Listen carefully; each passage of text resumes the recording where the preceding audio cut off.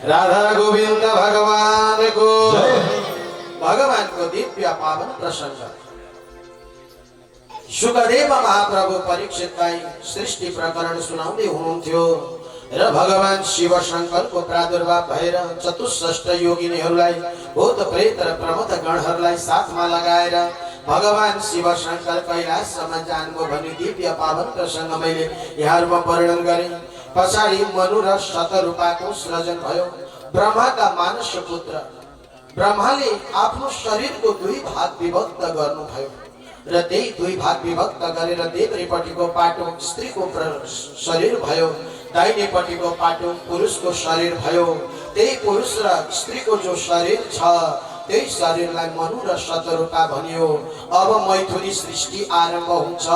ती मनु र शतरूपा शतबीजहरूलाई साथमा लिएर धराधाममा प्रवेश गरे र अब सृष्टि क्रम अगाडि बढ्दै गयो। मैथुनी सृष्टि आरम्भ भयो। तिनै मनु र शतरूपाका पाँचवटा सन्तानहरू भए। तीनवटी छोरी र दुई पुत्रहरू जन्मिए। सज्जन मनोस्तु शतरूपाय तिष्ठकन्या सजगिरे आकुतिर देवहूतीर्थ प्रसूति इति विश्रुता। मनु र शतरूपाकी तीनवटी छोरी आकुति देवहूति र प्रसूति भए। दुई पुत्र प्रियव्रत र उत्तानपाद नाम गरेका दुई छोराहरू भए जसबाट संसारको सृजन भयो। आकुति देवीको विवाह रुचि प्रजापतिका साथमा गरिदिनु भयो। मनु र शतरूपाले माइली छोरीको विवाह हुनुपर्ने दिन आयो, परन्तु केटा कोही आउँदैनन्, वर आउँदैनन्, बाँच्न काहीँ कुरा आउँदैन, कसो गर्ने होला। मेरी छोरीको विवाह कहाँ गरिदिने? छोरी हुर्किन्, बढी ठुली भइन्, अब कसो गर्ने? पुत्रेति जहाँ जाता महती चिन्ता तस्मिन् प्रदेयति महान् वितर्कः तत्वा सुखं प्राप्स्यति वा न वेति कन्या पितृत्वम किल नाम कष्टम। छोरी जन्मेका दिनदेखि बाबु आमालाई एउटा पीडाले सताउँछ अरे। छोरी कसरी हुर्काउने पहिलो पीडा, हुर्काइसके पछाडि कसरी यसलाई पढाउने, हुर्काउने, बचाउने र कहाँ दिने विवाह गरेर भने त्यही चिन्ताले सताइरहन्छ अरे माता पितालाई। हौ जन्मेदेखि मरुन्जेलसम्म छोरीकै चिन्ता हुन्छ अरे छोरोको भन्दा ज्यादा। र बाबु आमालाई सबैभन्दा यदि माया र यदि हेरचाह गर्छन् भने छोरीले गर्छन्। छोरोले भन्दा भक्तवत्सल भगवानको त्यसमा पनि बाबुको सबैभन्दा माया यदि गर्छ भने छोरीले गर्छन् अरे। यहाँ कस्तो राम्रो प्रसङ्ग छ। अब देवहूतिको विवाह गर्नुपर्ने बाबुलाई चिन्ता छ। पुत्रेति जाता महती चिन्ता तस्मिन् प्रदेयति महान् वितर्क। कुन ठाउँमा दिने, कुन देशमा दिने? दत्वा सुखं प्राप्स्यति वा न वेति। दिइसकेपछि सुख पाउलिन् कि नपाउलिन् त छोरीले भन्ने चिन्ता हुन्छ अरे। घर कस्तो गरी खाँदैछ, के हुँदैछ, सासु ससुरा रुजाकी छ कि छैन, पतिको कस्तो ख्याल गर्दैछ कि छैन, घर चलाकै छ राम्ररी भन्ने पीडा भइरहन्छ अरे। अब कस्तो खानदानमा दिने, के गर्ने त भन्ने कुरा आउँछ। विवाह गर्नु पर्यो भने, छोरीको विवाह गर्नु पर्यो भने सबभन्दा पहिले छोरीले के हेर्छिन् अरे त भन्दा शास्त्रले भन्दछ कन्या परयते रूपम माता पितम पिता श्रुतम पाण्डवा कुलमिक्षन्ति मिष्ठान्नम इतरे जनाः भनेको छ।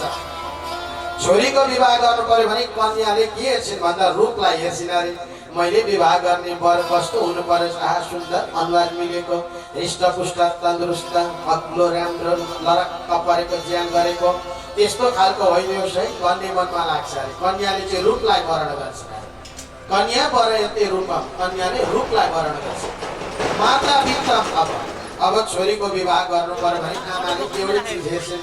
ज्वाइँको अनुहार होस् या नहोस्, राम्रो होस् या नराम्रो होस्, त्योसँग मतलब भएन, तर अलिक पैसो बाल्छे हुनु पर्यो। भक्तवत्सल भगवानको विवाह गरेर छोरी दिनु पर्दा एउटै कुरा विचार गर्नु शास्त्रले भन्छ यो रेव समम वित्तम यो रेव समम कुलम अयोर मैत्री विवाहस्य न त पुष्टा विपुष्टयोः। कस्तो राम्रो कुरा छ। यो रेव समम वित्तम बराबरको धन सम्पत्ति भएकासँग सम्बन्ध जोडौँ है। यो रेव समम कुलम बराबरको कुल खानदान भएकासँग जोडौँ। त्यसो गर्दा एउटाले अर्कालाई हेर्दैन, त्यही विचार गर्नु पहिले नै विचार गर्नुपर्छ। बराबरी भयो भने त आनन्द पनि त हुन्छ। के भयो होला नि त्यहाँ भन्नु पर्दैन। अलिक ठुला खानदानमा छोरी दिन खोज्यौँ भनेदेखि छोरीले माइतका धेरै भनाइहरू खप्नुपर्छ। राधे राधे भनिदिनुहोस् त एकचोटि सबैले, हो कि होइन भन्नुहोस् त। माइतका सबै दुर्दोषहरू सबै सुन्नुपर्छ। अब यहाँ बताउनुहुन्छ मनु र शतरूपाले भने छोरी दिउँ विवाह गरेर कहाँ दिउँ कता दिउँ। ब्रह्माका शरणमा गए। ब्रह्माले भनिदिनु भयो, ओहो अहिले बिन्दु सरोवर नाम गरेको धाममा एकजना बसेका छन्, महापुरुष छन्, भगवान विष्णुका प्यारा भक्त हुन्, साह्रै तेजस्वी र तपस्वी छन्। एकजना कर्दम ऋषि छन् हौ, तिनलाई लगेर दियो। मनु तिम्री माइली छोरी घरमा राख्नु हुँदैन। हुर्केकी छोरी धेरै समय राख्नु हुँदैन। धेरै समय राख्दाखेरि पछि के सोच्लान्, समाजले पनि त अलिकति कलङ्क लिनु पर्यो नि। त्यसो हुँदा दियो है भनिदिनु भएछ। अब मनु र शतरूपा माइली छोरी देवहूतिलाई लिएर जानुभयो। गएर कर्दमसँग प्रार्थना गर्नुभयो। कर्दमलाई भगवान विष्णुले भन्नुभएको थियो, कर्दम तिमीले विवाह गराए, विवाह गर्यो भने म तिम्रो छोरो भएर आउनेछु भनेर भन्नुभएको थियो। आज मनु र शतरूपाले माइली छोरीलाई लिएर गए सज्जन। गएर भने, हे कर्दम, हजुर त तपस्वी तेजस्वी ब्रह्मर्षि हुनुहुन्छ। हजुरले हाम्री छोरी ग्रहण गरिबक्स्योस् परमात्मा। हजुरले दिनुहोस् हाम्री छोरी असाध्यै शील स्वभाव राम्रै भएकी छन्। हाम्री छोरी अरूका छोरी जस्तो बिहान 8:30 बजेसम्म सुत्दिनन्। सूर्य उदाउनु भन्दा अगाडि नै उठ्छिन्, नुहाइ गर्छिन्, कस्तो पवित्र व्रत लिन्छिन्। भगवानको आराधना उपासना नगरी केही पनि खाँदिनन्। साह्रै विद्यामा पनि निपुण छिन्, पढेकी छन्। धेरै राम्रो राम्रो नृत्य पनि नाचगान पनि जानेकी, सबै कुराले निपुण भएकी छन् हामी कन्या। लिनुहोस् न हजुर भने कति मजाले। कर्दम भन्नुहुन्छ, ठिकै छ, अब मेरो भाग्यमा यिनै लेखेको त होला नि। विष्णुले भन्नुभएको थियो कि हजुरको पुत्र बनेर जन्मिन्छु भन्नुभएको थियो। ठिकै छ, अब म स्वीकार गर्छु भने र कर्दमलाई देवहूति सुम्पिए मनु र शतरूपाले। र छोरी सुम्पिएर रुँदै रुँदै, अहे छोरी जाहो खुसी साथ घरमा, चलन यही छ लोकभरमा। आफ्ना पतिको सेवा गर्नु यही हो चलन चल्ती संसारको।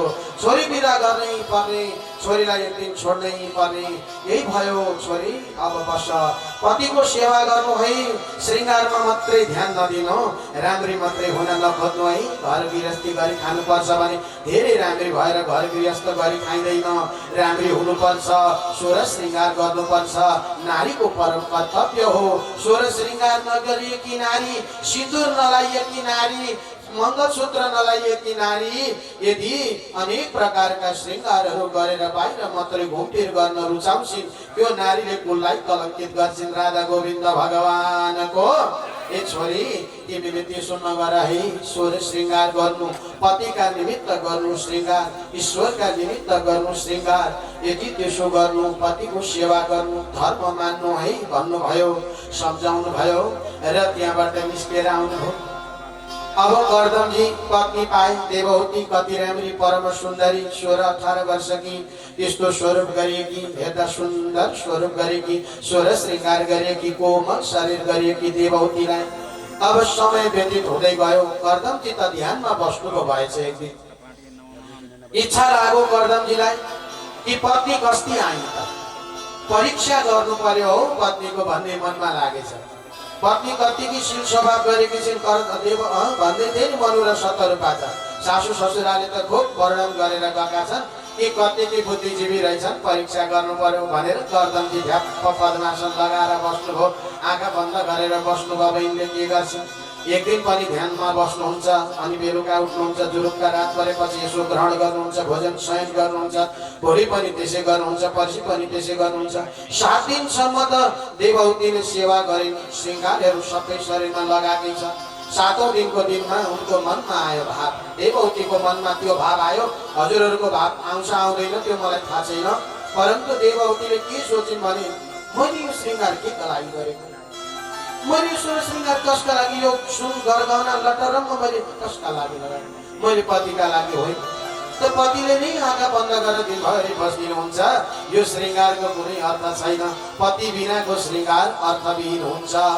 यदि पतिले नै नहेर्ने पतिले नै नरुचाउने श्रृङ्गार मलाई चाहिँदैन भनी देवौतीले शरदका आफ्ना श्रृङ्गार सुन चाँदी हिरामतीतिर लगेर थुप्रो लगाइदिन्। अब सुन्दर वस्त्र गेरु वस्त्र धारण गरिन् अनि पतिको सेवा गरेर बसिन्। कति कति बेला यसो आँखा खोल्नुहुन्छ, कति सुन्दर कर्म गरिन् हो। असलमै यी देवी साँच्चै मनु र शतरूपाकै पत्नी पुत्री रहेछन्। यिनले कति राम्रो धर्म सिकेकी रहेछन्, बाबु आमाबाट कति राम्रो संस्कार सिकेकी। अब यिनको इच्छा पनि त मैले पुरा गरिदिनु पर्छ। हेर्नु परीक्षा त्यस्तो हुन्छ। अब हाम्रो घर गृहस्थीको त परीक्षा हजुरहरूलाई थाहा छँदैछ। सासूले बुहारीको परीक्षा लिइरहनु पर्ने हुन्छ। यसो गरौँ भित्र मन्दिरमा पूजा गर्न भनेर सासू बसेकै छन्। यसो मन्दिरमा पूजा गरेका छ। तेरा तुझको अर्पण क्यालम कर्पूर गौरव करुणावतारम। यता चाहिँ यसो गरेर आरती घुमाउँदैछ। उता चाहिँ बुहारीले के गरे नि, दुध बसाएको थियो, छाली जति काटेर सबै खाइसक्यो होला भन, त्यता पो ध्यान छ।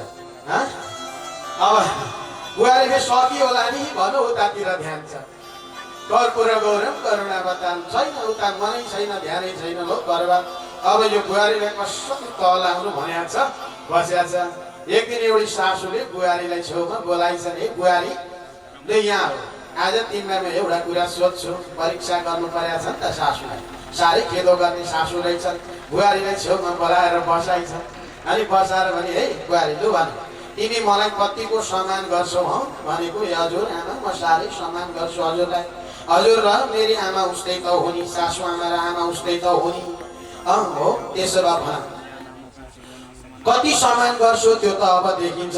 भन म यदि खाटामा बसेँ भने तिमी कहाँ बस्छौ त बुहारी भनिछन्। हेर्नु है, हजुर म खाटामा बसेँ भने बुहारी तिमी कहाँ बस्छौ? बुहारीले भने, ए हजुर हजुर खाटामा बस्नु हो भने म कहाँ बस्छु? सोफामा बस्छु आमा भनिन्छ। ए हो सोफामा? त्यसमा म चाहिँ सोफामा बसेँ भने तिमी कहाँ बस्छौ त बुहारी? भनेको, आमा हजुर सोफामा बस्नु भने म मुढामा बस्छु। ए हो त्यसो म चाहिँ मुढामा बसेँ भने तिमी कहाँ बस्छौ? हजुर मुढामा बस्नु भने म पिरामा बस्छु। त म पिरामा बस्यो भने तिमी के गर्छौ त? हजुर पिरामा बस्नु भने म भुइँमा बस्छु। ए हो त्यसो भए म चाहिँ भुइँमा बस्यो भने तिमी के गर्छौ त? आमा हजुर भुइँमा बस्नु भने म खाडल खन्छु र बस्छु भित्र भनिन्छन्। अब बुहारी अब सासूको पाला आयो। लो त्यसो भए म चाहिँ खाडल खनेर बस्यो भने तिमी के गर्छौ त बुहारी? भनेको यसो विचार गरे, म पुरपार पारेर हिँड्छु भनिन्छन्। भक्तवत्सल भगवानको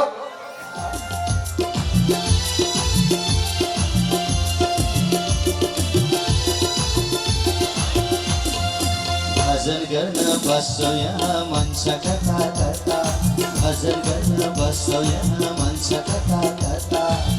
मोहरुपी बन्धनले नाच्छ जता जता, मोहरुपी बन्धनले नाच्छ जता जता। जीवनको उकालेर ओह्रालीमा झर्दा, जीवनको उकालेर ओह्रालीमा झर्दा, हुन कोही साथ दिने मैले दुःख पाउँला, हुन कोही साथ दिने मैले दुःख पाउँला। तुमलाई लगे भावा सागर, तुमलाई लगे भावा सागर, दया गरी आउन प्रभु लगाऊ किनारा, दया गरी आउन प्रभु लगाऊ किनारा।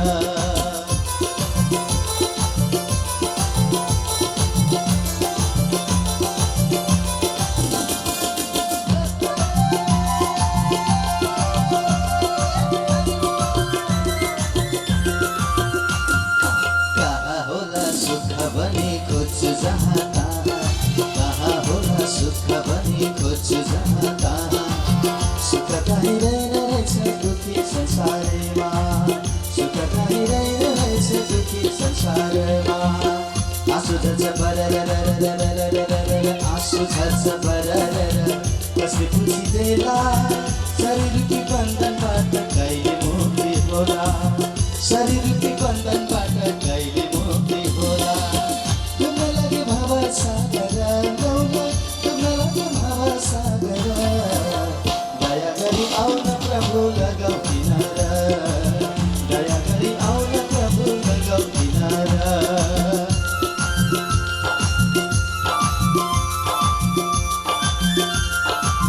हरि बोल हरि बोल। आनन्दको पक्षी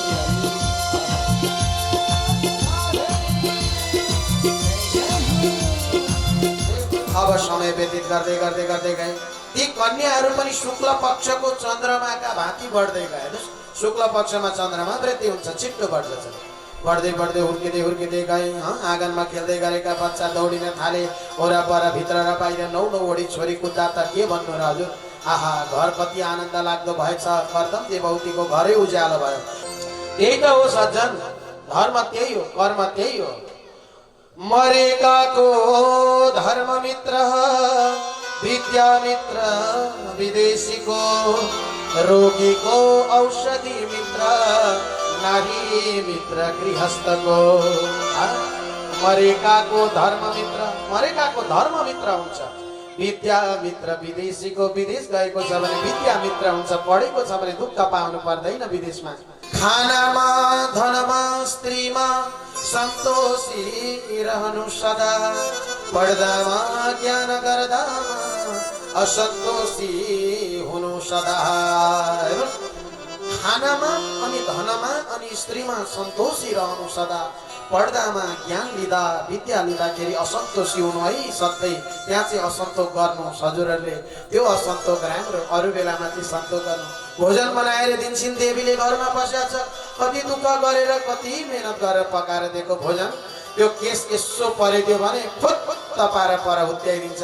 त्यो के भन्नु र, सबभन्दा ठुलो पापी त घरमै हुन्छ अरे। राधे राधे भन्नुहोस् न एकचोटि, त्यसो गरिदिने। त्यो गर्नु हुँदैन। त्यो केस बिना कि नारी कस्ती हुन्छन्। एक दिन कर्दमजी भोजन गर्न बस्नु भएको, देवतीले भोजन पस्केर ल्याएको, केस परेछ। त्यो केस परेको देखेर ला अब थाहा पाउँछिन् नि निकालेको भनेर देवती उता हेरेर भन्नु, उता हेर्न लगाएर फुत्त केस निकालेर पर साथ दिनुभयो। कति राम्रो धर्म गर्नुभयो भन्नुहोस्। हेर्नुहोस्, संसारका सबै सामग्रीहरू अपूर्ण छन्। परिपूर्णता पूर्ण ब्रह्म भगवानको शरणमा जो जान्छ ऊ मात्रै पूर्ण हुन्छ। त्यसो हुँदाखेरि हजुरले महात्माहरूको सङ्गत गर्नु। मद सेवाम द्वारमा विमुक्ति, तमोद्वारम योषिताम सङ्गी सङ्गम। महत सेवा, महात्माहरूको सङ्गत गर्नुहोस्, महात्मा साधुजनहरूको सेवा गर्नुहोस्। त्यसो गर्नुभयो भने हजुरको कल्याण हुन्छ। भने साधुहरू कसरी चिन्ने त? साधु नै हुन्। असली साधु चिन्ने तरिका के छ भन्दा, असली साधुका लक्षणहरू हुन्छन्। जसमा तितिक्षवः कारुणिकः सुहृद सर्वदेहिनां, अजात शत्रवः शान्तः साधवो साधुभूषणः। तितिक्षवः जो सहनशील छ, कारुणिका जसका हृदय कोमल छन्, सुहृद सर्वदेहिनां जसले बराबरको दृष्टिले सबैलाई हेर्छन्, अजात शत्रु जसले जन्मेदेखि मरुन्जेलसम्म शत्रु कमाएको छैन, अजात शत्रु, शान्त जो शान्त छ, साधु साधुभूषण। त्यही हो साधुको आभूषण भनेको। अब त्यस्तो साधु होला त हजुर? हामी घर गृहस्थमै बसेर पनि त्यति नियम पालन गर्छौँ भने त हामी पनि त साधुले भयौँ नि, होइन र हजुर? अब को भयो? अजात शत्रु शान्त साधु साधुभूषण। त्यसो हुँदा र पण्डितहरूको सङ्गत गर्नु पर्यो भने पनि पण्डितहरू राम्रा चुन्नुपर्छ। पण्डितको पनि लक्षण छ।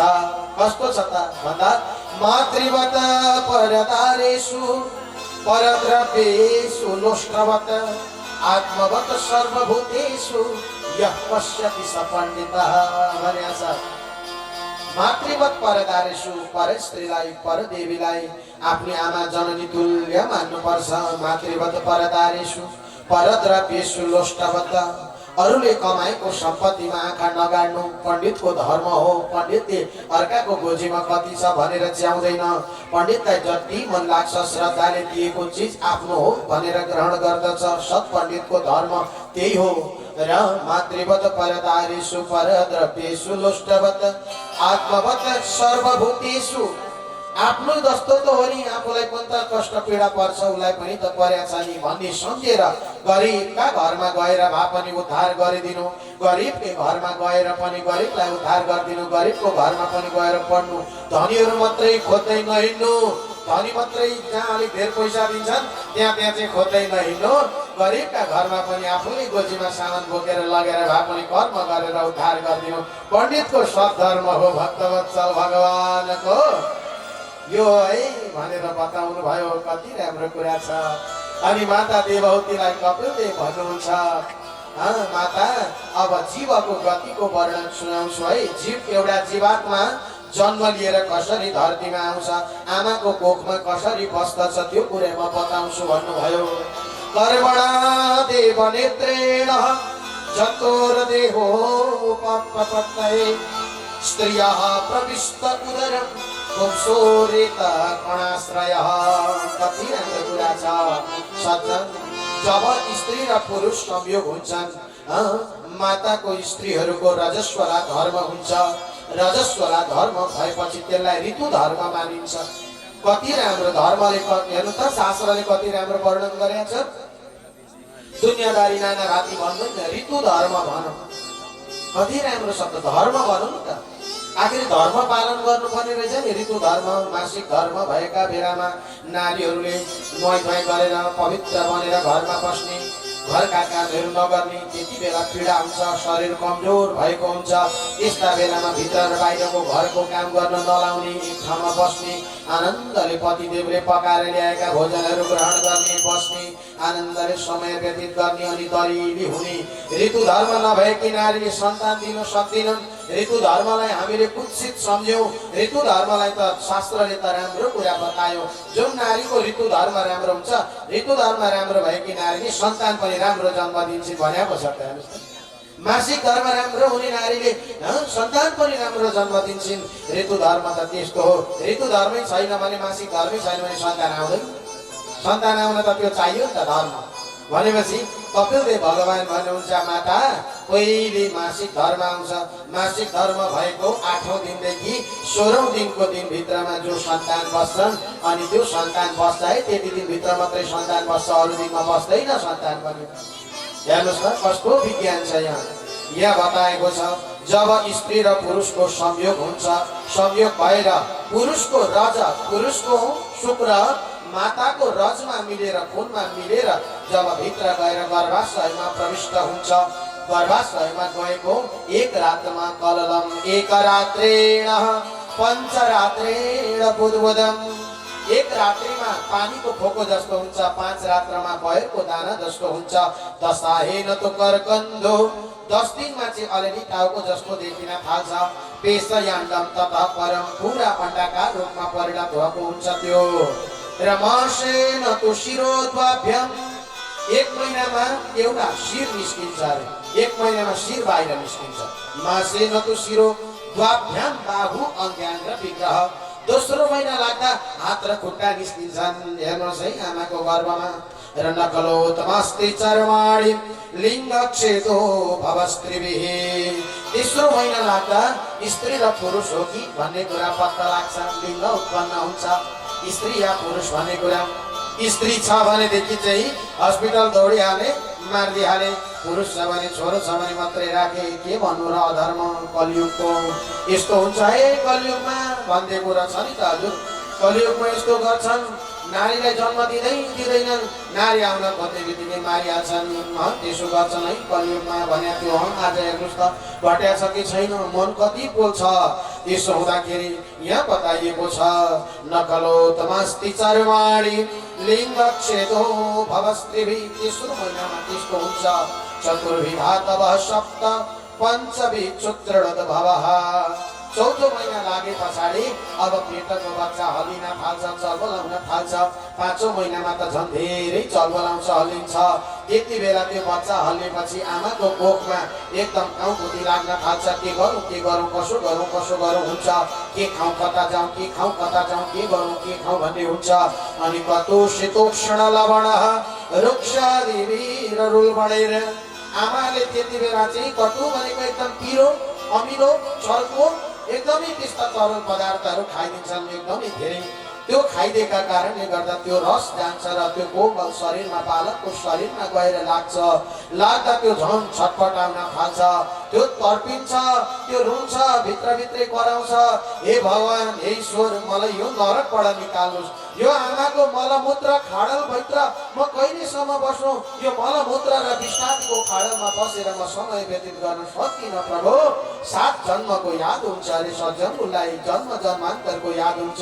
ओहो, म त पूर्व जन्ममा यस्तो थिएँ, त्योभन्दा अगाडि म यस्तो थिएँ, त्योभन्दा अगाडि म यस्तो थिएँ भनेर सम्झिन्छ। परन्तु के भन्नु र बाहिर निस्किन सक्दैन। अनि भगवानलाई भन्न थाल्छ, प्रभु अब मलाई उद्धार गर्नु पर्यो, मलाई जन्म दिनु पर्यो। भगवान भन्नुहुन्छ, जन्मिएर के गर्छस् त? यी बसेर नरकमै भन्नुहुन्छ भगवान। होइन हजुर, मलाई निकालिदिनुहोस्, म बाहिर गएँ भने हजुरको भजन गर्छु, देव दुर्लभ मनुष्य चोलालाई चिन्छु, चिनेर म सत्कर्म गर्छु, पुण्यको कर्म गर्छु, मुक्तिको बाटो रोज्छु, भगवान हजुरको ध्यान गर्छु भन्छ। परन्तु भगवान भन्नुहुन्छ, सधैँ त्यसै भन्छ, अनि जाने बित्तिकै बिर्सिहाल्छ भन्नुहुन्छ। भगवान त्यसो भन्नुहुन्छ, फेरि चिप भन्छ, होइन प्रभु म बिर्सिन्न, यो चोटि चाहिँ मलाई यहाँबाट निकाल्नुहोस् बाहिर। म यहाँबाट निस्केपछि म हजुरको भजन नै गर्छु, तर मलाई निकाल्नुहोस्। यहाँ साना साना किराहरू छन्, आमाका कोखमा साना साना किरा निस्केका छन्, ती किराहरूले आएर ठुङ्छन् मलाई, मेरा रस चुस्छन्, म कसरी बाँच्नु? प्रभु मलाई निकाल्नुहोस् भनौँ जीवले। भगवान भन्नुभयो, ठिक छ, त निस्किन्छस् त, लो निस्कि भने। जब भगवानको इच्छा भयो, तस्यो प्रसन्न भवितुं जगदीक्षयातः नाना पुनर्भुवि चल चरणारविन्दं सोऽहं व्रजामि शरणं यकुतो भयं मे येने दृशि गतिरदृश्यतनोनुरूपा। यो जीवन छ, प्रभु मलाई निकाल्नुहोस्। भगवान भन्नुभयो, लु ठिक छ, निस्कि है त भन्नुभयो। भगवानको इच्छाले प्रसुति वायुको बेगलाई चढाइदिनु भयो। प्रसुति वायुको बेग आयो, यसो घुमाउन थालो, अब कोख घुम्न थालो। हेर्नुहोस् है, अब सडबेर जरायुणा भ्रेतिर 6औं महिना 7औं महिना लाग्यो। 7औं महिना लागिसके पछाडि अब यसो गरेर घुमो, दाहिनेपट्टिको कोखमा पल्ट्यो। अब टाउको मुनि खुट्टा माथि भएर यसो गरेर बाउडेर बस्यो आमाको कोखमा। हामी सबैको त्यो गति है हजुर। हजुर हामी सबै सबै सबै भगवान कपिलदेव आउँदा पनि त्यसरी नै आउनुभयो, परमात्मा कृष्ण आउँदा पनि त्यसरी नै आउनुभयो। आखिरी गर्व त गर्व हो नि, आधार त आधारै लिएर आउनु भएको छ। र त्यसको बनाएर जब घोप्टो परेर त्यो जीवात्मा जब बाहिर निस्किनका लागि प्रभु ईश्वरले प्रसुति वायुको बेगले धकेल्दिन थाल्नुभयो।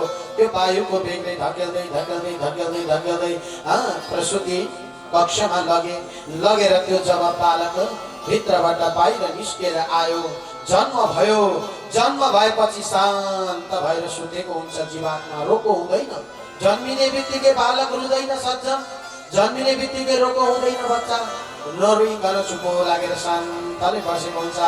बल्ल शान्ति पाएँ, नरकबाट निस्केँ, मलमूत्रको खाडलबाट निस्केँ, अब चाहिँ आनन्दले भगवानको ध्यान गर्छु है। कति जो हात जोडेर बिन्ती गरेर आएँ, अब चाहिँ भनेको त च्याप्प समात्छन्। परिवारले किन रुँदैन, किन कराएन भने यसो गरे, खुट्टामा ठ्याप्प पक्रे, यसरी झुन्ड्याए, अनि तिग्रामा पाट्ट पारेर पड्काए। पड्काउने बित्तिकै अब च्यार गरेर रोएको हो। हिजो अस्ति अगाडि 7 जन्मको सबै सम्झेको, सबै भुलो भक्तवत्सल भगवानको यति जोडले रोयो कि शून्यमा प्रविष्ट भयो। अब शून्य भयो, सबै बिर्स्यो। अब हाम्रो पनि त्यस्तै गति छ, हामीले पनि त्यही भयो। आएका हामी कति गरेर चाहिँ ध्यान गरेर भक्ति गरेर आयौँ, भगवानलाई पुकार गरेर आयौँ। आखिरी आए पछाडि हामीले सबै कुरा बिर्स्यो। भक्तवत्सल भगवानको सँगसँगै नाचेर भगवानलाई सम्झिनुहोस् है, हाम्रो यो गति नहोस्, हामीले अधोगतिमा जान नपरोस्। श्री हरि। हरिजी गर्भदेखि कबुल गरेर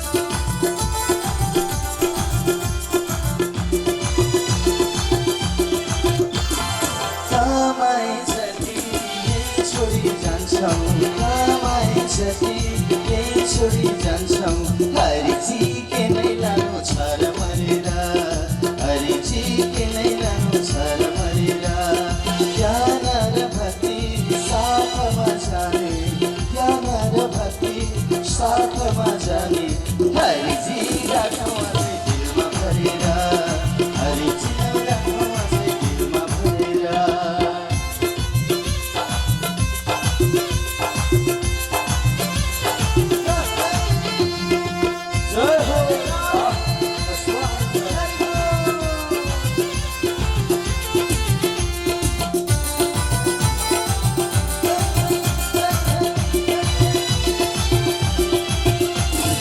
मनु र शतरूपाका तीनवटी छोरीहरूमध्येमा आकुति र देवहूतिको दिव्य पावन प्रसङ्गलाई मैले यहाँमा उद्धरण गरे।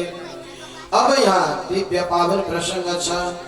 सनकाद्या नारदस्य ऋभुर्हंसोरुणिर्यतिः नेते गुणान् ब्रह्मसुता या वसुन् ऊर्ध्वरेतसः। पावन प्रसङ्ग चल्दछ सज्जन। मनु र शतरूपाका तीनवटी छोरीहरूमध्येमा आकुतिको विवाह रुचि प्रजापतिका साथमा भयो। देवहूतिको विवाह कर्दमसँग भयो। कान्छी छोरी प्रसूति देवी थिइन्, तिनको चाहिँ दक्ष प्रजापतिका साथमा भयो है। दक्ष प्रजापति र प्रसूति देवीबाट 16वटी कन्याहरूको जन्म भएको छ। 16वटी कन्याहरूमा 13 चाहिँ धर्मका दाजुभाइहरूसँग विवाह गरेर दिए र एउटी स्वाहा, एउटी स्वधा र एउटी सती, तीनवटी छोरी थिए पछिका। ती छोरीहरू मध्येमा एउटी सती चाहिँ सबैभन्दा प्यारी दक्ष प्रजापतिकी सबैभन्दा प्रियसी पुत्री थिइन्। के भन्नु र अर्को स्वाहा देवी चाहिँ अग्निलाई विवाह गरेर दिए, त्यही भएर अग्निमा स्वाहा गरिन्छ, अग्निकी पत्नी भइन्। अर्की स्वधा देवी पितृका देवता अर्यमाले विवाह गरे भन्ने प्रसङ्ग आउँछ। र अब जो सती थिइन् ती सतीको चाहिँ विवाह भयो भगवान शिव शङ्करसँग। छलले विवाह गर्नु पर्यो, किनभने भगवान भोलेनाथ दक्षलाई त्यति प्यारो लाग्नुहुन्न थियो। प्यारो नलागेका कारणले गर्दाखेरि भगवान भोलेनाथलाई मन नपराएका कारणले गर्दाखेरि भोलेनाथकी पत्नी सतीसँग विवाह भएर पनि सन्तान हुन सकेन। सज्जन, सन्तान नभएपछि एक दिन स्वागत समारोह राखेका बेलामा दक्ष प्रजापतिलाई सम्मान गर्नुपर्ने बेलामा सबै देवताहरूले स्वागत समारोहमा आएर स्वागत गरेछन्। भोलेनाथले उठेर स्वागत गर्नु भएन भनेर नाना भाती भनेर भोलेनाथलाई गान गरेको थियो। त्यही कारणले गर्दा भगवान भोलेनाथ अब यज्ञ जहाँ दक्ष प्रजापतिले यज्ञ गरेका थियो त्यो यज्ञ गरेका ठाउँमा आउनु भएन। सतीको अपमान भयो, भोलेनाथको अपमान भयो। दक्ष प्रजापतिले शिव अपमान गर्ने, सती अपमान गर्ने यज्ञ गरे। यज्ञ अपूर्ण भयो। सतीले त्यो देहलाई नै यज्ञ कुण्डमा स्वाहा गरिदिनु भयो। आफ्ना पतिको अपमान सहन गर्न सक्नु भएन। आफ्ना पति पिताले आफ्नै पतिलाई अपमान गरेको सहन नसकेर सती देवीले पनि देहलाई त्याग गर्नुभयो। त्यो शरीर छुट्यो। त्यो शरीर छुटेर सती देवीको त्यो दिव्य आत्मा हिमालय पर्वत र हिमालय महाराजकी पत्नी मेनुकाको गर्भमा गएर प्रविष्ट गर्यो। तिनी पार्वती बनेर जन्म लिइन्। पछाडि धेरै ठुलो व्रत र तपस्या आराधना उपासना गरेर भगवान शिव शङ्करलाई पति परमेश्वरकै रूपमा प्राप्त गरेको दिव्य पावन प्रसङ्ग आउँछ। अब यहाँदेखि पछाडि अत्यन्तै राम्रो पावन प्रसङ्ग ध्रुवजीको महान चरित्र आउँछ। सज्जन, श्री कृष्ण गोविन्द हरे मुरारी हे नाथ नारायण वासुदेवा। श्री कृष्ण गोविन्द हरे मुरारी हे नाथ नारायण वासुदेव। अनन्त वैकुण्ठ मुकुन्द कृष्ण गोविन्द दामोदर माधवेति।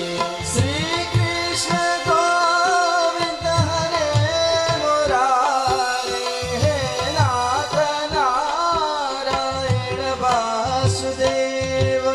श्री कृष्ण गोविन्द हरे मुरारी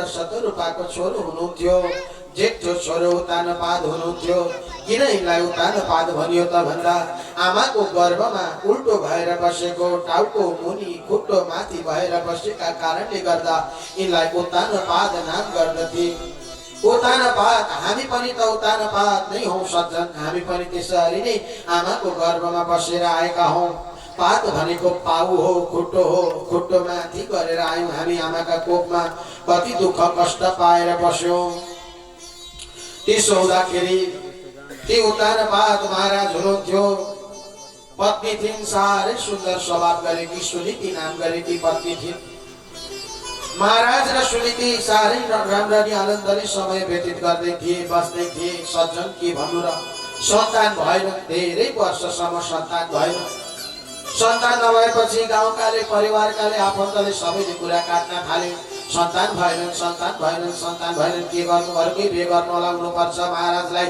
हुँदैन यसरी त बिहे गर भन्नु पर्छ भनी त्यो भनेको सुनेर एक दिन सुनीतिको मनमा लाग्यो के गरौँ त मैले सन्तान दिन सकिन त अब यसो गर्छु मेरा स्वामी हुन् म मेरै कुल खानदानकी एउटै कन्या विवाह गर्न लगाउँछु भनेर सुनीतिको मनमा आयो कति राम्रो विचार आयो अनि आफ्ना स्वामीलाई भनिले स्वामी हजुर पतिदेव हजुरले विवाह गर्नुहोस् न हो मेरी काकाकी छोरी छन् मेरी बहिनी छन् ती साह्रै स्वभाव राम्रो गरेकी छन् नाम चाहिँ सुरुचि हो तीसँग हजुरले विवाह गर्नुहोस् कमसे कम तीबाट सन्तान भयो भने मेरै खानदान मेरै काकाकी छोरीको त घर राम्रो हुन्छ उनलाई नानी बनाउला म घरमा पस्छु म हजुरको पनि सेवा गर्छु यसो गरौँ न ल पनि कति मजाले मबाट सन्तान भएन किन पीडा लिनुहुन्छ अरूले कुरा गर्ने बाटो नबनाऊ भनेर हेर्नु कति राम्रो विचार सुनीतिको कति राम्रो विचार मबाट सन्तान हुँदैन भए पनि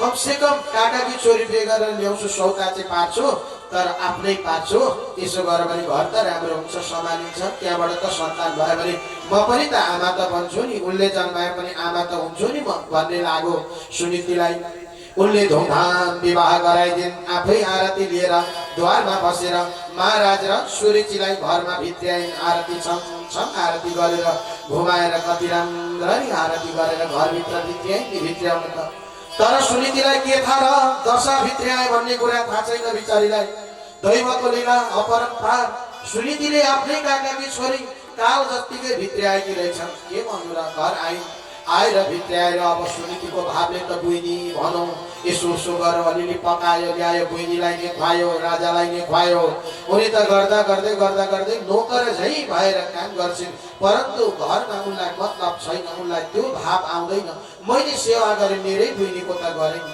मैले सेवा गरेँ मेरै स्वामीको त सेवा गरेँ नि मैले सौदाको सेवा गरेँ भन्ने सुनीतिलाई आउँदैन सज्जन कस्तो राम्रो विचार सुनीतिले सेवा गरेर बस्दै दिन समय व्यतीत हुँदै गयो अब यता सुनीति गर्भिणी भइन् सज्जन सुनीति पनि गर्भिणी भइन् सुरुचि पनि गर्भिणी भइन् हेर्नुहोस् अब जेठीबाट सन्तान नभएर कान्छी ल्याउने परन्तु जेठीमा पनि गर्भ आउने कान्छीमा पनि आउने हाम्रा परापूर्व कालदेखिको चलन चाहिँ हामीलाई थाहा छ होइन हामीले त्यो देखेका छौँ त्यस्तो भयो अब दुईटै गर्भिणी भए समय व्यतीत हुँदै गयो परन्तु राजा अलिक राम्रो रूप रङ बनाउने श्रृंगार पेटार्नै मात्रै ज्यादा ध्यान दिने अनि स्वाङ पार्ने पतिदेवलाई मिठो बोली गरे जस्तो गरेर चेब्रो झस्ने सुरुचि त्यही सुरुचि चाहिँ प्यारी भइन् महाराजको लागि तर सत्य कर्म गर्ने पवित्र कर्म गर्ने घरकै काममा ध्यान दिने नारी सुनीति प्यारी भइन् सज्जन हामीलाई पनि त्यस्तै हुन्छ हामी पनि सुनीति अपनाउँदैनौँ सुरुचि अपनाउँछौँ सुन्दर नीतिलाई कसले मान्छ र सुरुचि आफ्नो रुचि इच्छा अनुसारले पत्नी ग्रहण गर्छौँ विचार ग्रहण गर्छौँ हो कि होइन भन्नुहोस् त सज्जन आज महाराजले त्यही गरे सुरुचिलाई माया गर्छन् सुरुचि अलिक भित्रभित्रै कुरो लगाउन पनि सिपालु रहेछन् एक दिन एकान्तमा कुनामा श्रीमानलाई राखेर चाहिँ भन्दै रहेछ कि हजुर तपाईँलाई लाग्दो होला त्यो सुनीति त के भन्नु त्यो जस्तो अलक्षी कोही छैन त्यसलाई यहाँ घरमा राख्नुभयो भने हामीलाई अलक्षी लागेको त्यही हो गाई थाकेको पनि त्यसैका कारणले गर्दा हेर्नु तुलसी मरेको पनि त्यसैका कारणले अघिल्ला दिन गएर तुलसी उखेली छ सुरुचिले हेर्नुहोस् अपराध अघिल्ला दिन गएर तुलसी उखेलेर यस्तो गाडिदिएको लत्रक्क परेर तुलसी मरिरहेका छ त्यही सुनीतिले गर्दाखेरि त्यो तुलसी पनि मरेको अरू केही पनि होइन त्यही अलक्षीले बरु यसलाई घरबाट निकालिदिनुहोस् महाराज निकालिदिनुहोस् यसलाई अनि आनन्दले हामी पति पत्नीको घरमा बस्नुपर्छ आनन्द लिनुपर्छ भन्दै रहेछ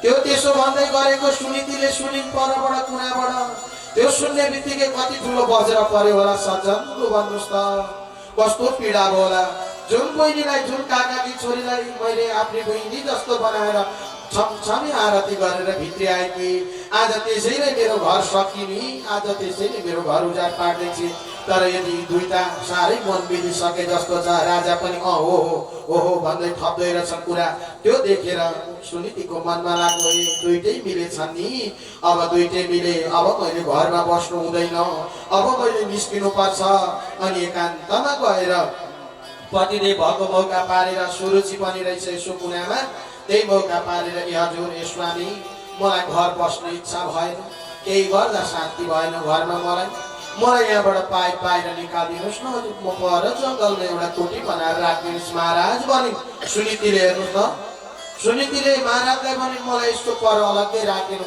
म किन बाधा बनौँ अर्काको लागि भन्ने भावमा आउँछ म पतिदेवका लागि मेरी बहिनीका लागि म बाधा बन्दिनँ मै निस्किदिन्छु भन्ने भाव आउँछ कस्तो विचार होला सुनितिको दैव उनले भनिन् स्वामी मलाई निकालिदिनुहोस् भने सुरुचि परबाट आँखाबाट इसारा गर्छिन् कुनाबाट हुन्छ भनिदिइहाल्नु न हुन्छ भनिदिइहाल्नु आनन्दले बस्नुपर्छ भन्छन् सज्जन हाम्रा घर गाउँमा पनि त्यस्ता लीला हुन्छन् होला होइन हजुर त्यस्तै हुन्छ कहिले दैव लागेपछि त्यस्तै हुन्छ मति बिग्रेपछि बुद्धि विपरीत भएपछि त्यस्तै हुन्छ अब आज सुरुचिले मति बुद्धि बिगारेकी छ हुन्छ भनिदिनु भने महाराजले पनि भने अब तिमी जाँदै जिद्दी गर्छौ जानै पर्छ भन्छौ भने जानु त पर्ने थिएन तर जान्छौ नि भने ठिकै छ नि त हुन्छ म पर कुटी बनाइदिन्छु तिमीलाई एउटा झुप्रो बनाइदिन्छु भनेछ महाराजले हेर्नुहोस् त अर्काका बसमा भए महाराज गएर जङ्गलमा एउटा सुन्दर कुटिया बनाइदिएछन् झुप्रो बनाइदिए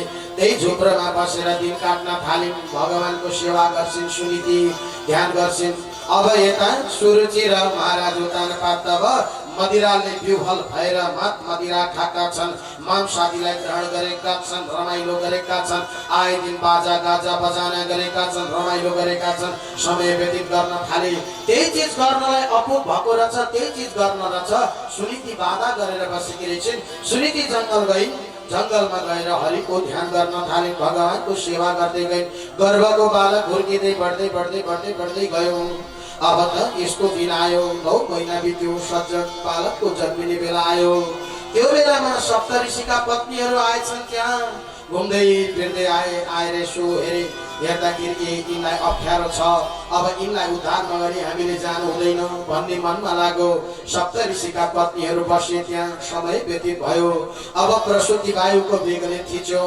अब सुनितिलाई गर्भमा गाह्रो भयो अब व्यथा लाग्यो साह्रै पीडामा भइन् सप्तऋषिका पत्नीहरूले त्यही कक्षभित्र लगे सार गर्दै सुन्दर बालक हेर्दै दिव्यमान पहेँलो वर्ण रातो वर्ण गरेको बालक चमचम गरेको अनुहार परेको बालकलाई जन्म दिन नारद मुनि पनि टुप्लुक्कै आइपुग्नुभयो भक्तवत्सल भगवानको त्यो बालकलाई जन्म दिन सुनितिले अब त 11 दिन आयो 11औं दिनको दिनमा नामकरण गरिदिनु भयो नारद मुनिले आएर नामकरण गरिदिनु भयो यो बालक त अद्भुत छ यो बालक पराक्रमी तेजस्वी हुनेछन् यो बालकले लोककीर्ति असाध्यै ठुलो लोककीर्ति कमाउनेछन् त्यति मात्रै होइन यिनले त सानो बाल्य अवस्थामै परमात्मा प्रकट गराउनेछन् यी त्यस्ता हुनेछन् भनिदिई नामकरण गरे सबै कर्म गरे अब यता बालक हुर्किँदै गए शुक्ल पक्षको चन्द्रमाका भाती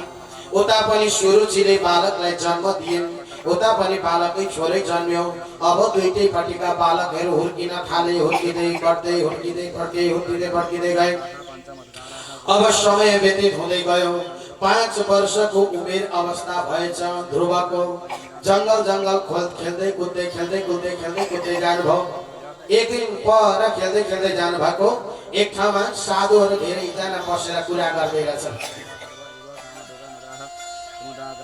रहेछन् प्रसन्न गर्दै रहेछन् ए हजुर यो देशका राजा महाराज उत्तानपाती जेठी पत्नी सुनिति भन्ने बित्तिकै ध्रुवको कानमा पर हो सुनिति ओहो मेरी माता पुत आज ती सुनितिलाई जङ्गलमा लगेर राखेका छन् महाराजले आउँदिनन्, पत्नी घरमा पनि आउँदिनन्, राज्यको सुख पनि चाहिँदैन उनलाई। उनी जङ्गलमै हरिभजन गरेर बसेकी छन्। उनले एउटा छोरालाई जन्म दिएकी छन्, ध्रुव नाम गरेको बालकलाई जन्म दिएकी छन् है भनेर साधुहरूले कुरा गर्दा रहेछन्। त्यो कुरा गरेको सुनेर ध्रुवको कानमा पर्यो, ओहो ध्रुव भनेको त मै पो हो त, मेरी आमा हो सुनीति भनेको, यो देशका राजा मेरा पिता। मैले 5 वर्षको हुन्जेलसम्म बाबुको मुख देख्न पाइनँ, म कति अभागी रहेछु। ओहो मेरो बाबा कहाँ हुनुहुन्छ, म जानु पर्यो भनेर घुम्दै घुम्दै घुम्दै घुम्दै ध्रुवजी महाराज हेर्दै हेर्दै जानुभयो। ठुला ठुला महलहरू, अट्टारीहरू छन्, ठुला ठुला भवनहरू छन्। सबै हेर्दै हेर्दै हेर्दै भित्र प्रवेश गर्नुभयो। भित्र एउटा चमचम चमचम गरेको मणिमाणिक्यले सुसज्जित भएको एउटा ठुलो भवनमा नजर परेछ सज्जन। जङ्गलमा वनचरी भएर गोठालोको जस्तो जीवन बिताउने ध्रुव, जङ्गलमा कन्दमूल फल खाएर बसेका ध्रुव आज जसै दरबारभित्र प्रवेश गरे। भित्र गएर यसो हेरेको त हेर्दा सुन्दर सुन्दर परिकारहरू बनाएर टेबल भरि राखेको छ। ध्रुव यसो हेर्नुहुन्छ, भाग्यमानीले मात्रै खानेकुरा होला यो त, म अभागीले त कन्दमूल फल मात्रै खाने होला, जङ्गली फल मात्रै खाने होला। यसो गर्नुहुन्छ, हेर्नुहुन्छ। हेर्दै हेर्दै हेर्दै जानुभयो। भित्र गएर पर हेरेको आफ्नो बाबु सिंहासनमा बसेका छन्। एउटा बालकलाई काखमा लिएका छन्। त्यो बालक काखमा छ, अर्का ध्रुवजी उताबाट आउँदै हुनुहुन्छ। हेर्दै हेर्दै हेर्दै आउनुभएको त्यो बालक आउँदै गरेको देखेर महाराजले चिने। हेर ठ्याक्कै मदस्ते अनुहार गरेको, हेर कस्तो सुन्दर बालक, ओहो यो त पक्कै पनि मेरै बालक हुनुपर्छ, मेरै प्रतिबिम्ब छ, मेरै रूप छ, मेरै वर्ण छ, मेरै स्वरूप छ। ओहो यो त मेरै छोरो हो। बाबु हो आऊ यहाँ भन्नुभयो। दौडेर गए महाराज। के भन्नु, छोरो हो नि, माया त लाग्छ नि, आफ्नो अंश त हो नि, आफ्नो हाड हड्डी त हो नि, कसरी हुन्छ। त्यो बालकलाई दौडेर गएर महाराज च्याप्प समातेर ल्याए। बाबु को तिमी? म ध्रुव हुँ। तिम्री माताको नाम के हो? मेरी माताको नाम सुनीति हो। सुनीति, ओहो मेरो बाबु, मेरो छोरो भनेर च्याप्प अङ्गालो मानेर अङ्कमा गरेका मात्रै थिए। उतापट्टि भोजनालयमा भोजन बनाउँदै गरेकी सुरुचि दौडेर आइन्। कसलाई पक्रे कसलाई बोकी, यसो हेरेको आफ्नो बालक तल भुइँमा राखेर छ महाराजले। उत्तमलाई ध्रुवलाई बोकेर बसेका रहेछन्। ती बोकेका ध्रुवलाई दौडेर गई सुरुचि चप्प समातेर लगेर भुइँमा ठ्याक्क पारेर पछाडि घात्त बनाएर राखे। हृदयमा दया नभएपछि यस्तै हुन्छ सज्जन। अनि भन्न थाली, हे अभागिनीको छोरो, हे अभागिनीको छोरो, हे कुलटा पापिनीको छोरो, तैँले यो बाबुको काखमा बस्न खोजेको? यो बाबुको काखमा बस्नको लागि त भाग्यमानीका कोखबाट जन्मिनु पर्छ, मदस्तीको कोखबाट जन्मिनु पर्छ, त्यस्तै अभागिनीको कोखबाट, अलक्षिणाको कोखबाट जन्मिनु हुँदैन भनी अब ढोक ढोक गरेर पछाडिएका ध्रुव उठ्छन्, उठेर रुन्छन्। के छ र सज्जन, रोका छन्, ढोक ढोक गर्छन्, सर्पलाई लौरो हाने जस्तो फुस्कार गर्छन्, रुन्छन्। के गरौँ त बाबा, मेरो बाबा, मैले हजुरको काख पनि नपाउनु, म अभागिनीको छोरो, हजुरले भनिदिनुहोस्। महाराज बोल्ने होइन, खबरदार भनी सुरुचिले यसो गरेर शिर निहुराएर बसेका छन्, बोल्न सक्दैनन्। ए आमा, म पनि हजुरको आमा होइन, हजुरको सन्तान होइन, मेरो लागि हजुर मेरी आमा र हजुर उस्तै होइन। हजुरले स्तनपान गराउनु भएन, हजुरको कोखबाट मैले जन्म लिन त के भयो र? कम से कम हजुर पनि त मेरी आमा नै हो, मलाई त्यसो नभन्नुहोस् न आमा। हे अपराधी, तपसाराध्य पुरुषं तस्यैवानुग्रहेण मे गर्भे त्वं साधयात्मानं यदृक्षसे कृपासनं। यदि तँ चाहन्छस् भने तपस्या गर, हरिको भजन गर, हरिको भजन गरेर भगवान हरि प्रकट होला। हरि प्रकट भयो भने के वरदान चाहन्छस् भनेर वरदान माग्न लाउँदा म सुरुचि आमाको कोखबाट जन्म लिन पाऊँ भन्नु, अनि मेरो कोखबाट जन्मेला, त्यस पछाडि मात्रै यहाँ सिंहासनमा बाबुका काखमा बस्न पाउला। ओहो, मैले बाबुका काखमा बस्नु यस्तो गर्नुपर्ने? ठिक छ, म जान्छु भनेर ध्रुवजी महाराज त्यहाँबाट निस्किनु भयो। सज्जन र ध्रुव निस्केर त्यहाँबाट रुँदै रुँदै रुँदै रुँदै जानुभयो। पर सुनीति माता, कति बेला छोरा आउँछ, कति बेला आउँछन् कि भरि खेल्न गएको बाबु मेरो भोकै छ होला भनेर भोजन बनाएर बस्नु भएको। भोजन पकाउँदा पकाउँदै छोरो बाहिर भोक भोक गर्दै रुँदै आउँदै गरेको देखेर दौडिनु भयो आमा। सुनिति दौडेर गइन्, चप्प समातेर अङ्कमाल गरिन्। अनि ध्रुव भन्छन् आमा एकछिन पर्खिनुहोस्, एउटा कुरा सोध्छु हजुरलाई, सत्य सत्य भन्नुहोस्, असत्य नभन्नुहोस्। हजुरलाई एउटा कुरा सोधन बाबु, के सोध्छौ, किन रोको, तिमीलाई कसले के गर्यो? आमा भन्नुहोस्, हजुर अलक्षिणा हारे हो, हजुर अभागिनी हारे हो, अनि म अभागी हारे हो भनेर सोध्नु भयो ध्रुवले। कसरी सहन्थिन् होला ती आमाले? हो बाबु म अलक्षिणा नि होला, कसले भन त तिमीले, म अभागिनी भनेर कसले भनौ, म अभागिनी म अलक्षिणी भनेर कसले भन बाबु? आमा आज म घुम्दै घुम्दै खेल्दै गएको थिएँ, पर जाँदा साधुहरूले सुनीतिको छोरो ध्रुवको बाबु त्यहाँ पर छन्, के त्यसका राजा हुन् भनेर भने। म पनि बाबालाई भेट्न भनेर गएको थिएँ। मलाई मेरी सौतेनी आमाले, मलाई मेरी कान्छी आमाले साह्रै नमिठो वचन गर्नुभयो। सुरक्षा दुर्वचनैर बाँडेर भिन्नै नश्रय तेरी दी। आज मेरो हृदय फुटेको छ आमा, म अभागिनीको छोरो रे। मलाई त जे भन्नु थियो भन्नु केही छैन, तर हजुरलाई अभागिनी भन्दा चाहिँ साह्रै हृदय दुखेको छ आमा। हजुरलाई अभागिनी भन्दा अलक्षिणी भन्दा साह्रै हृदय दुखेको छ। त्यसो हुँदा आमा मलाई उनले भनेकी छन् तपस्या गर्नु, हरिको भजन गर्नु, तपस्या गरेर हरिको भजन गरेर हरि प्रकट हुन्छन् भनेको छ। अनि मात्रै म बाबुको काखमा बस्न पाउँछु भनेको छ। त्यसो हुँदा म हरिको भजन गर्न जान्छु, मलाई बिदा दिनुहोस् है आमा भनेको। आमा भन्छन् बाबु यो खेल्ने कुद्ने म यहाँ नै काखमा बस्ने उमेरमा तपस्या गर्न जान्छु भन्छौ तिमी? बाबु हुँदैन है, नहीं नहीं आमा, हजुरले सिधा बिदा दिनु भएन भने म भागेर भए पनि जान्छु। बाबु नजाउँ न, जङ्गलमा त ठुला ठुला बाघ भालु हात्तीहरू हुन्छन्, किच्लान् खालान् के गर्लान् नि मेरो बाबु। अहे बाबु ठाकुर, अहे प्राण प्यारा, अहे कंठ काहे, अहे नेत्र तारा। ए बाबु, ए छोरा, हे मेरो कण्ठको हार, हे मेरो मुटु, तिम्रो मुख हेरेर अहिलेसम्म म यो जङ्गलमा बसे, अब तिमी छोडेर जान्छौ बाबु, छोडेर नजाऊ मलाई भन्नुहुन्छ। सुनीति माता ध्रुव रुन्छन् आमा, हजुरको 10 धारा दुध पिएको छु मैले। म यदि बाँचेर आइहालेँ भनेदेखि हजुरको लागि म धेरै राम्रो कर्म गर्छु, हजुरलाई सुखै सुखले राख्छु, सिंहासनमै बसाएर राख्छु। मरिगए भनेदेखि एउटा जन्मेको छोरो छोरो, एउटा जन्मेको कोख त्यत्तिकै उजाड भयो भन्ने सम्झिनु है। मलाई बिदा दिनुहोस् है आमा भने ध्रुवले वरिपरिबाट आफ्नी आमा सुनीतिलाई परिक्रमा गरे। सज्जन परिक्रमा गरे, आफ्नी आमाको वरिपरिबाट परिक्रमा गरेर ठपक्कै घुँडा टेकेर छलम ढोगेर आमा अब मलाई बिदा दिनुहोस् है, अब म जान्छु है भने रुँदै आमाले हेर्न सक्नु भएन। भित्र दौडेर जानुभयो कक्षमा, घोप्टो परेर घोक गरेर आमा रुन थाल्नुभयो। ध्रुव पछि फर्केनन् सज्जन। आमाले टेकेर गएको, पैतालाले टेकेर गएको त्यो धुलो हिस्सो गरे एक मुठी मुठ्याएर शिरमा राखे।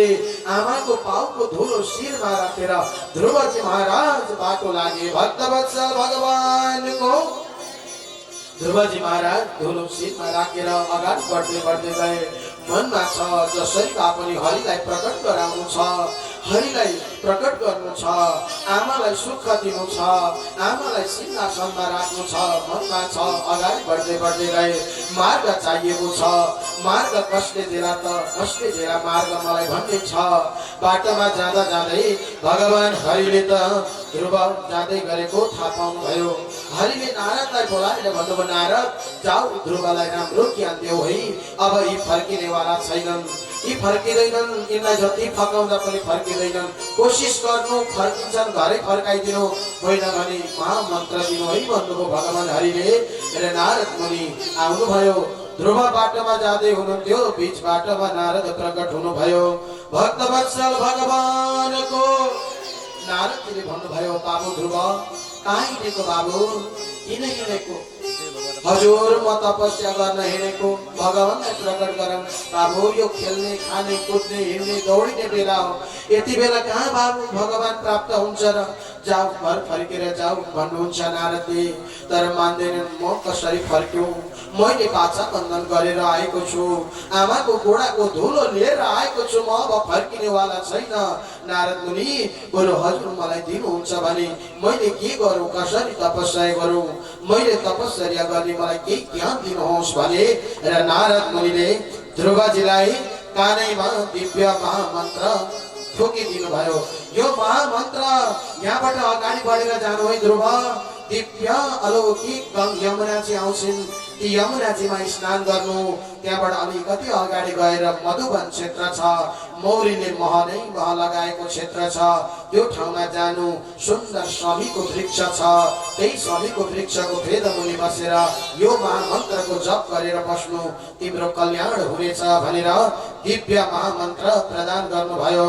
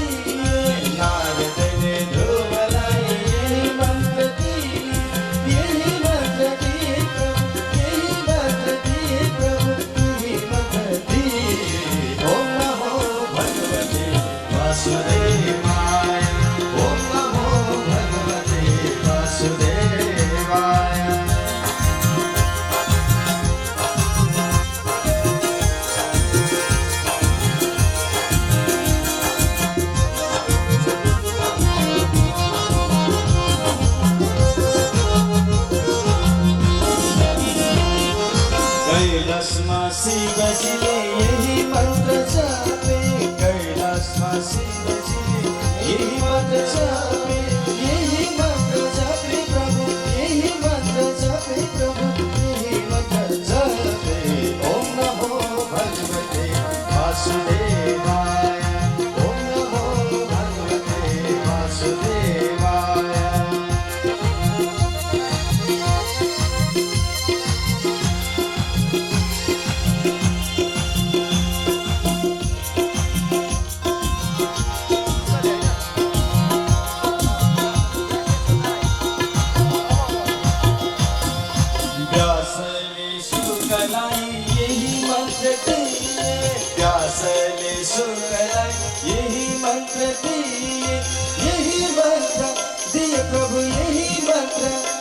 प्रभु यही मंत्र दी।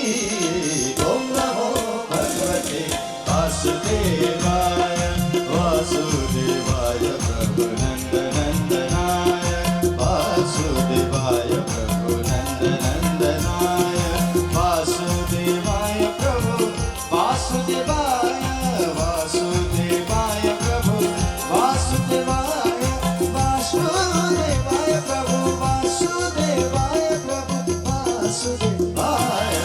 ओम नमो भगवते वासुदेवाय, ओम नमो भगवते, ओम नमो भगवते, ओम नमो भगवते वासुदेवाय। संचिन्तयेत भगवतश्चरणारविन्दं वज्राङ्कुशध्वज सरोरुहलाञ्छनाट्यम् उत्तुङ्गरक्तविलसन्नकचक्रबाल ज्योत्स्नाभिरातमहृदयन्धकारम्। परमात्मा को त्यो स्वरूप को दर्शन भयो सज्जन। भगवान को दर्शन गर्ने बित्तिकै ध्रुव बालक हात जोडेर बसेका छन्, बोल्न सक्दैनन्। ठुलो ठुलो माथि शिरदेखि पाउसम्म हेरेका हेरेछन्। भगवतीजीको आरती गाऊ, राखेर कृष्णको शरणमा जाऊ, ज्योति बालेर यस्तो दयालु अरूको छ र, यस्तो दयालु अरूको छ र।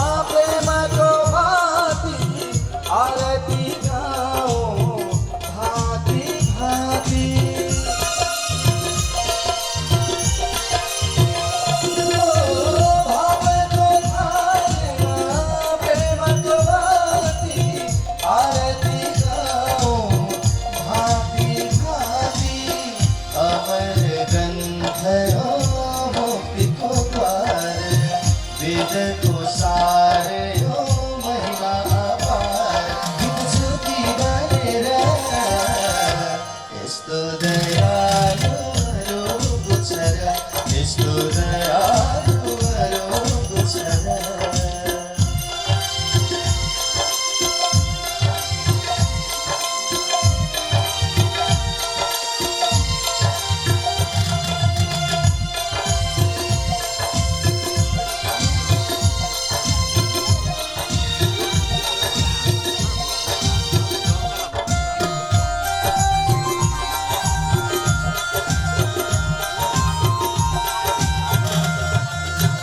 राम र कृष्णको सुन्दर रूप शरणमा परे हराउँछ दुःख। ओ राम र कृष्णको सुन्दर रूप शरणमा परे हराउँछ दुःख। पापीलाई पनि शरणमा दुखीलाई सुख र आनन्द दिने ज्योति बनेर यस्तो दयालुहरूको छ र यस्तो दयालुहरूको छ र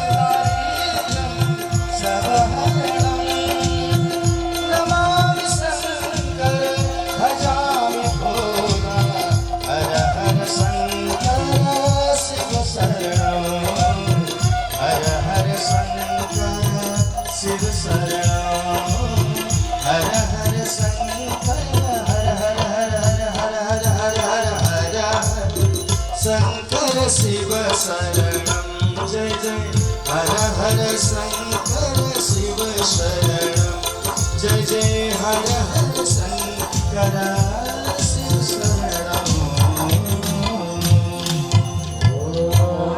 कर्पूरगौरं करुणावतारं संसार सारं भुजगेन्द्रहारं सदा वसन्तं हृदयारविन्दे भवं भवानी सहितं नमामि।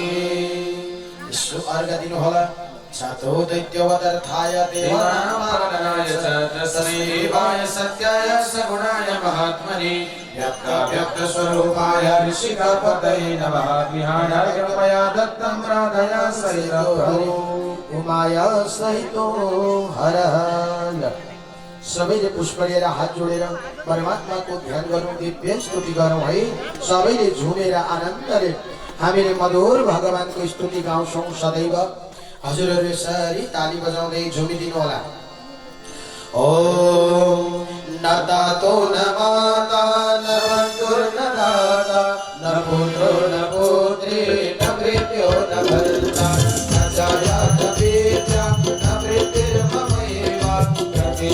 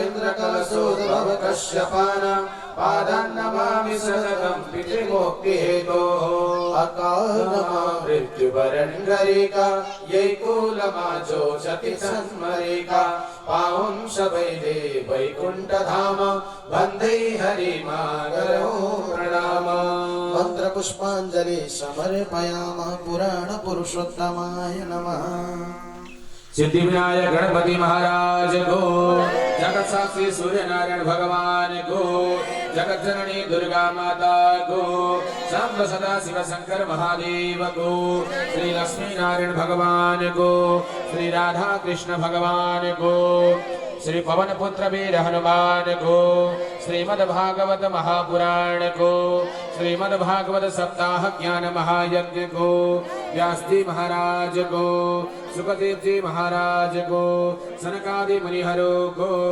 नारद मुनि को, परीक्षित जी महाराज को, ध्रुव जी महाराज को, तीर्थमयी नेपाल जननी को, राष्ट्रदेव पशुपतिनाथ को, वैदिक सत्य सनातन हिंदू धर्म को, चारे वेद हरो को, गौ माता को, तुलसी माता को, भक्तर भगवान को, भारद्वाज गोत्रमा समुत्पन्न भैर दिवंगत वैका समस्त ज्ञात अज्ञात पितृहरो को, भारद्वाज गोत्र का कुल देवता को, श्री कालिका देवी को, जलकन्या देवी को, अर्जुनधारा जलेश्वर धाम को, आदिवरा भगवती माता को, द्वितीय दिवसीय अपराह्नकालीन दिव्य आरती को, जय जय श्री राधे श्याम नमः पार्वती पतये हर हर हर